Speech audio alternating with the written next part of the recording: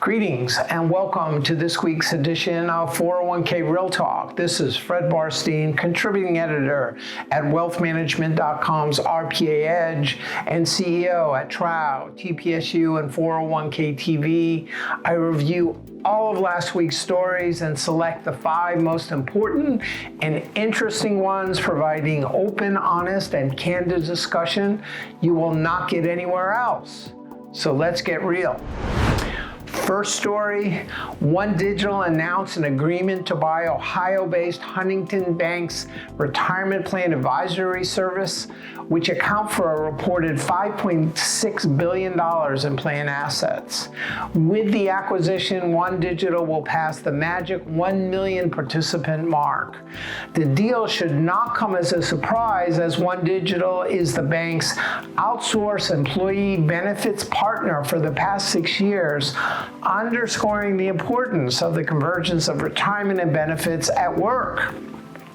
The deal follows a trend by both firms. One Digital acquired the retirement advisory business at BB&T, now Truist, a few years back, while Huntington outsourced their record keeping last year to PAI, now part of Ascensus. Banks continue to exit or outsource retirement services and now even advise, and do not seem interested in stepping up to serve the expected explosion of new plan formation caused by Secure 2.0 and state mandates. Next story, Pew Research recently reported increases in new plan formation, with state mandates cited as the main driver. Overall, new plan formation increased nationally by 7.3%, 2019 to 21, up from 6.4% before 2019, not including California. California saw an increase from 8.1% in 2013 to 18 to 9.4% in the next 3 years, with Illinois and Oregon showing similar results. All 3 are pioneers in the state mandate. But they were nowhere near the estimates of some outsourced state mandate providers, which had stated that there was a whopping 70% increase in Oregon, for example, in 2019, based on 5,500 filings. Though assets are much lower than projected, with California at 436 million, 181 million in Oregon, and just 106.8 million in Illinois, those assets will never return to the DC system unless investors roll their IRAs into a plan.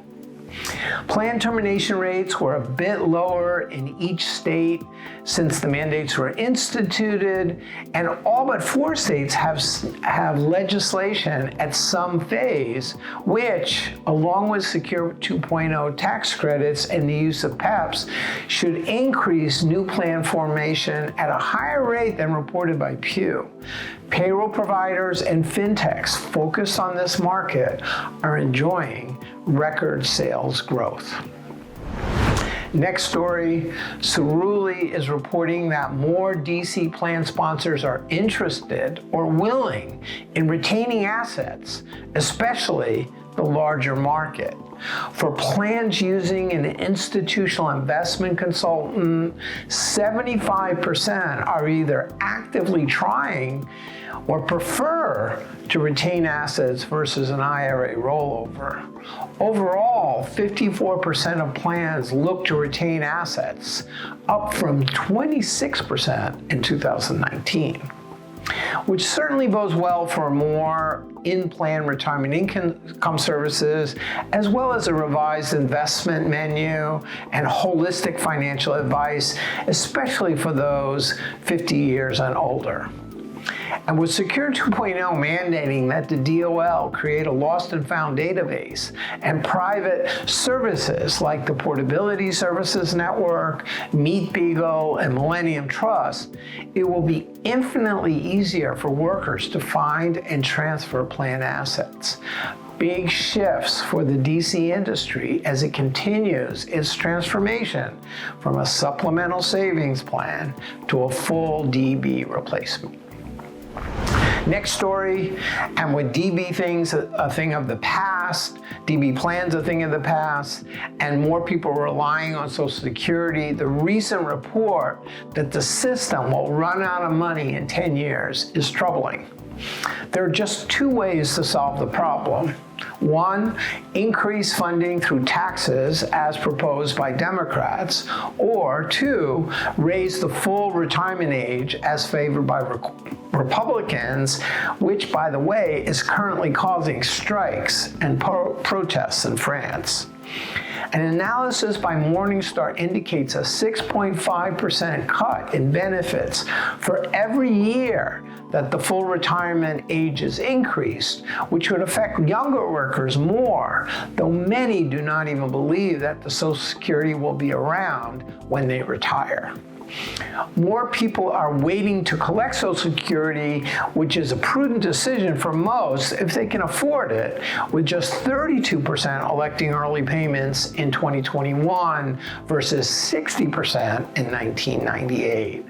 And though long-term stats show that people are actually living longer, more recent studies show a shocking decline in life expectancy, the biggest in 100 years due to the pandemic and opioids crisis, affecting economically challenged workers more.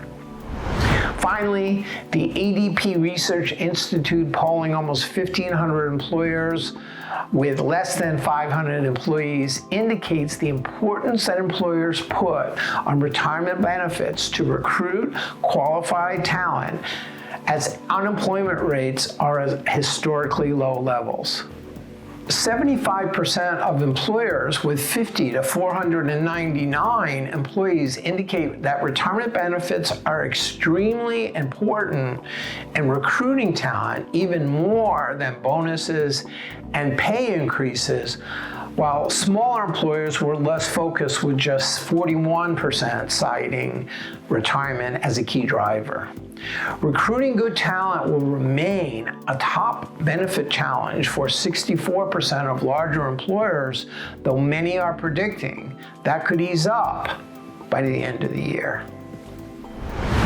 So those were the most important stories from the past week. I listed a few others I thought were worth reading. Please let me know if I missed anything or if you have any comments. Otherwise, I look forward to speaking with you next week on 401k Real Talk.